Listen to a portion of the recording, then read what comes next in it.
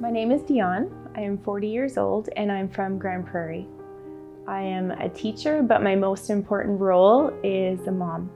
I have two beautiful children, Jessica, who is 10, and Ethan, who is 6.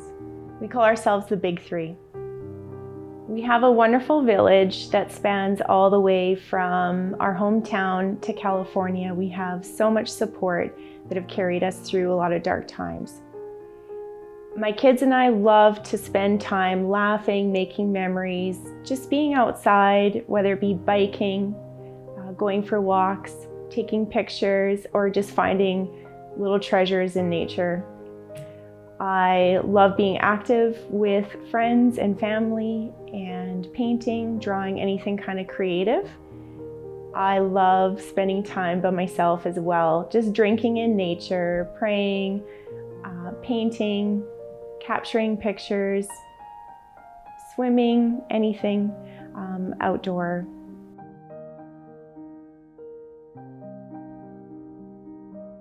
So July 2020, I went to visit my friend in Lloydminster.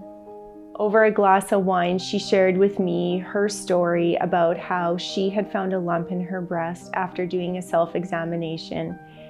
Later on that night, I decided I should probably check myself. It has been a while. When I did that night, I found a lump in my breast that was very large, and I thought to myself, well, this can't be. It needs to be a muscle or something other than a tumor or anything. I went in for my mammogram, and I remember being very positive and bubbly, and the nurse was so fantastic with me. When the nurse turned to me and said, "Honey, we are keeping you here for a few more tests," my heart sunk.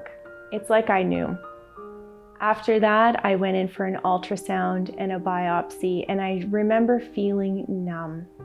I remember feeling not sure about what was to come, and I felt like I was in someone else's story, that this was surreal, that this couldn't be happening to me. I was too young. I was a single mom. I had so much to live for. I found out that it indeed was cancer. I had a tumor that was 5 centimeters by 3 centimeters. And on August 17th, I went in for a lumpectomy, and it was successful with clear margins. When I found out that my cancer was ER positive, PR negative, and HER2 negative, and it spread to my lymph nodes. I was in disbelief that I was in that kind of health shape when I led such a healthy lifestyle. I had 6 rounds of chemotherapy and 19 rounds of radiation. But I knew I still had to face the daunting task of leaving my family for radiation treatments here in Edmonton. That was the hardest thing for me to do, was knowing I had to leave my kids when I felt that they needed me there for them. The first question they asked me was, "Mommy, are you coming home? And are you going to be okay?" Sorry.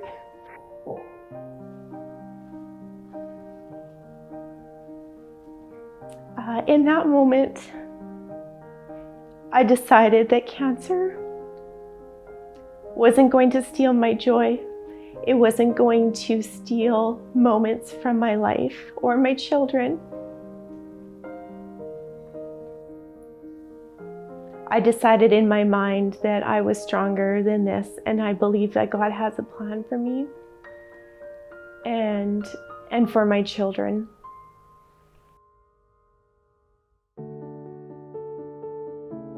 The openness of the house really greeted me and spoke to me.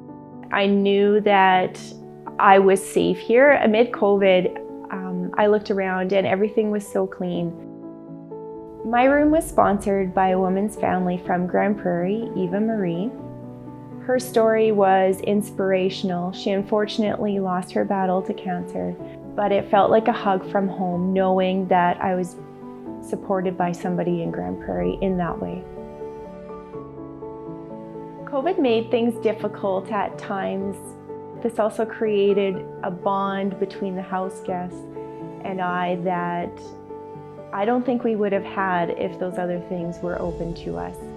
We made our own activities. We had community meals, we had Mask Mondays, movie nights, games nights. Meal times and coffee together were highlights. We were all away from our family, so we had each other. This made me feel normal, human, and supported. When I think of light, I think of a spark in the darkness.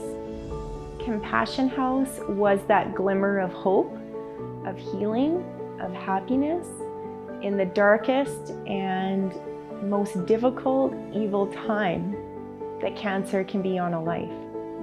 What happens in this home is more than a place to stay and to rest your head and find peace. It changes the trajectory of your story and your journey through cancer.